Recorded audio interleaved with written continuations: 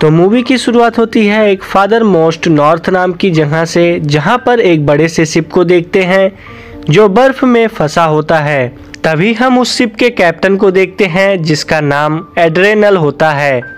तभी कैप्टन का एक साथी आता है और वो कैप्टन से बोलता है कि बर्फ तोड़ने वाले काफ़ी भूखे और थके हुए हैं और अगर इसी रफ्तार से चले तो हमें इसकी कीमत चुकानी होगी। तभी कैप्टन उन सभी से बोलता है जल्दी जल्दी हाथ चलाओ, हमें जल्द ही नॉर्थ पोल तक पहुंचना है।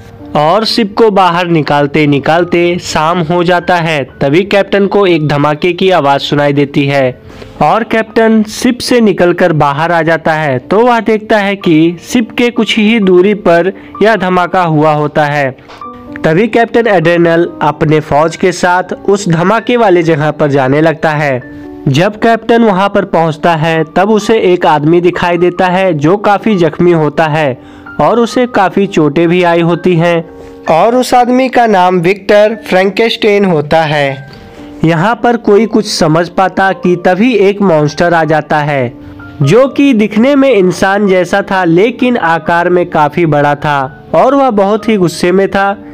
तब कैप्टन विक्टर को लेकर शिप में जाने लगते हैं लेकिन वो मॉन्स्टर शिप के ऊपर हमला कर देता है। वो एक एक करके वहां पर मौजूद सभी लोगों को मारने लगता है और वो कहता है कि विक्टर उसका शिकार है और वो लोग विक्टर को दे दे, पर उसके बातों को कोई नहीं सुनता है। उस मॉन्स्टर के ऊपर सभी गोलियां बरसाने लगते हैं लेकिन उन गोलियों का उसके ऊपर कोई भी असर नहीं होता है और इतने में ही एक आदमी बड़ी गन से शूट कर देता है और वह मॉन्स्टर शिप के नीचे गिर जाता है।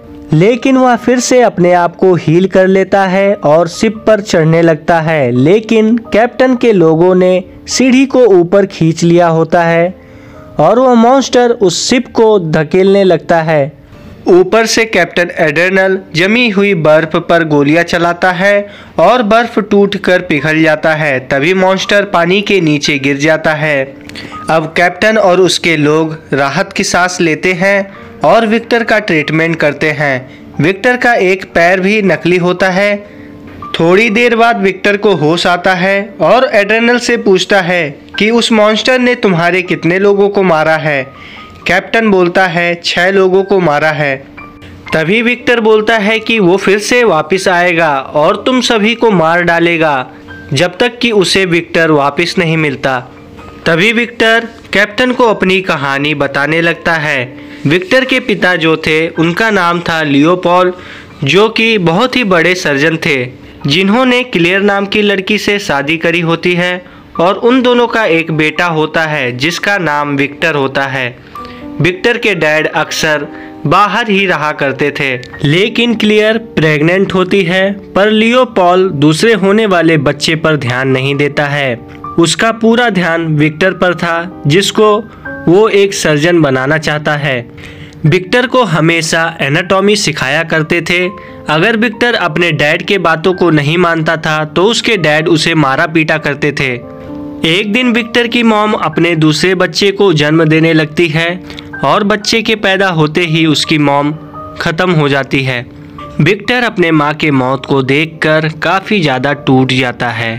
खैर उसके पिता अपने दूसरे बेटे का नाम विलियम रखते हैं और लियोपोल्ड विलियम से काफ़ी ज़्यादा प्यार करता है। लेकिन विक्टर अपने माँ के मौत के बाद अमर जीवन के रहस्य को खोजने निकल पड़ता है और वह उसके पीछे पागल हो जाता है।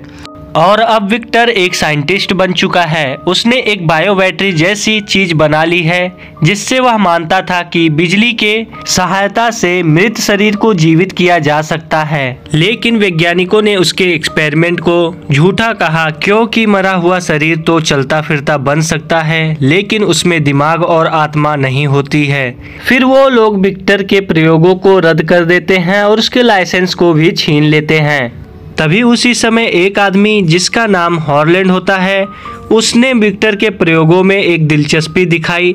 उसने विक्टर को पैसे दिए और एक प्रयोगशाला बनवाई। विक्टर को मृत शरीर की जरूरत होती है, इसलिए वह एक फांसी पाए हुए अपराधी और युद्ध में मारे गए लोगों के बॉडी पार्ट्स को अलग अलग करके एक नया बॉडी बनाता है।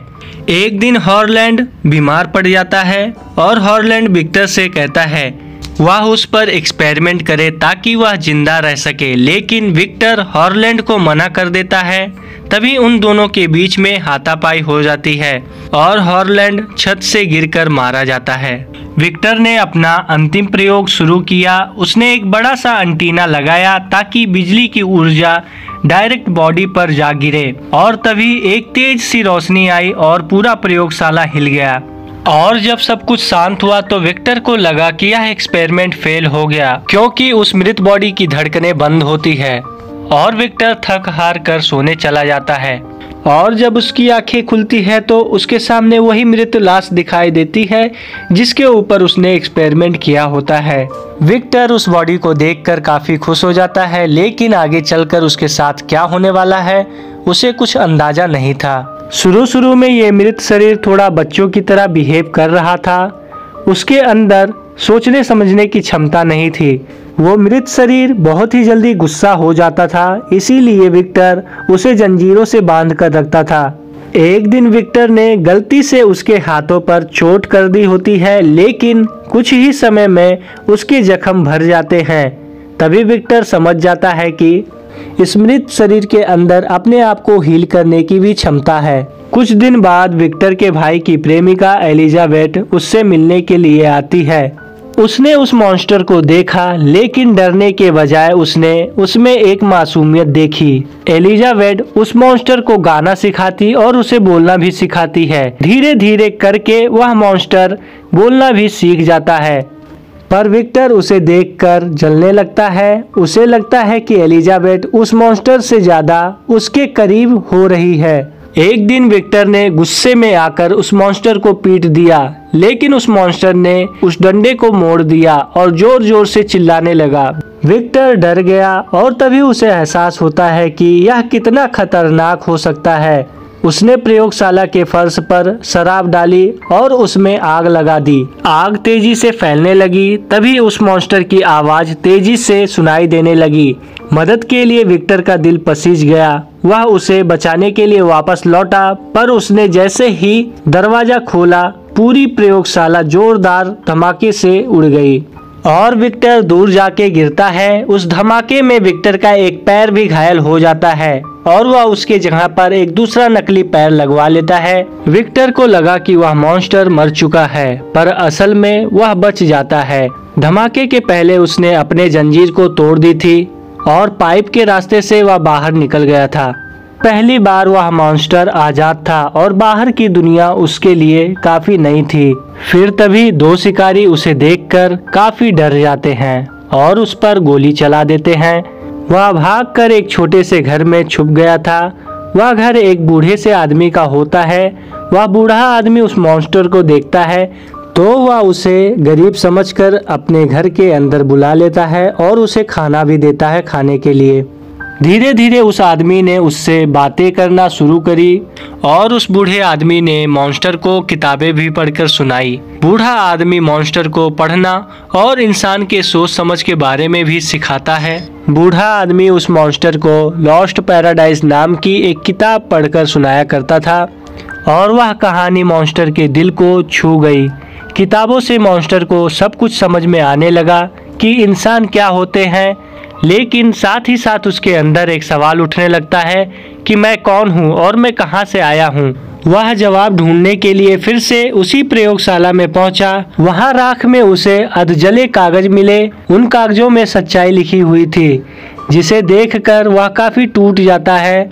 उसे किसी माँ ने जन्म नहीं दिया था और वह अलग अलग लोगों के टुकड़ों से जोड़ा गया था। उसका भगवान उसका पिता विक्टर था।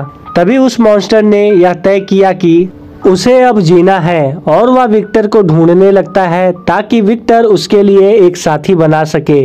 वो मॉन्स्टर विक्टर को ढूंढ निकालता है। विक्टर अपने भाई विलियम के घर पर था। विलियम के शादी की तैयारी चल रही थी। तभी मॉन्स्टर अंदर आता है और विक्टर से कहता है कि मुझे भी एक साथी की जरूरत है ताकि मैं भी किसी के साथ रह सकूं। लेकिन विक्टर उसे साफ मना कर देता है और कहता है कि मैंने एक बार जो गलती कर दी, अब मैं दोबारा वो गलती नहीं करूंगा और ये भगवान के नियमों के खिलाफ है। मॉन्स्टर गुस्से में विक्टर पर टूट पड़ता है। शोर को सुनकर विलियम की मंगेतर कमरे में आ जाती है और वह उस मॉन्स्टर को देखकर डरने की बजाय उसे गले लगा लेती है। तभी विक्टर ने बंदूक निकाली और वो राक्षस पर गोली चलाने वाला था, लेकिन तभी लड़की उस राक्षस के सामने आ जाती है और वह गोली उस लड़की पर चल जाती है, जिसकी वजह से वह लड़की मारी जाती है। कुछ ही समय बाद विलियम अंदर आता है और वह अपनी मंगेतर को मृत देखकर चिल्लाने लगता है। विक्टर ने तुरंत झूठ बोल दिया कि ये सब उस मॉन्स्टर ने किया है।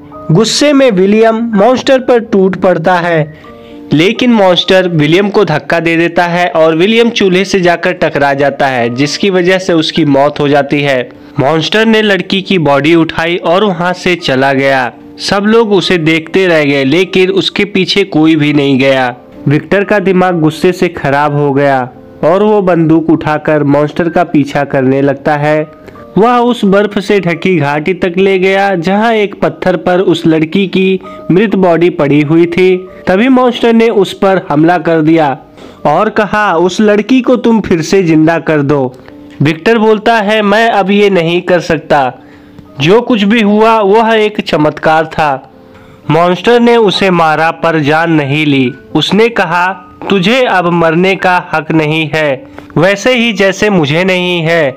अब हम दोनों हमेशा इस दर्द के साथ जिएंगे। इसके बाद इनके बीच नफरत और पछतावे की एक दौर शुरू हो जाती है। सालों बीत गए, लेकिन ये पीछा उन्हें बर्फीले आर्किटेक्ट तक लेके आ गया। एक दिन मॉन्स्टर विक्टर को उसके तंबू से घसीटता हुआ बाहर लेकर आता है। वहाँ उसे विक्टर के बैग से एक डायनामाइट मिलता है और अब मॉन्स्टर ने सोचा कि अब इस जीवन को खत्म करना ही बेहतर है। उसने विक्टर से कहा, भाग जा, और फ्यूज जला दी। धमाके की वजह से विक्टर दूर जा गिरा।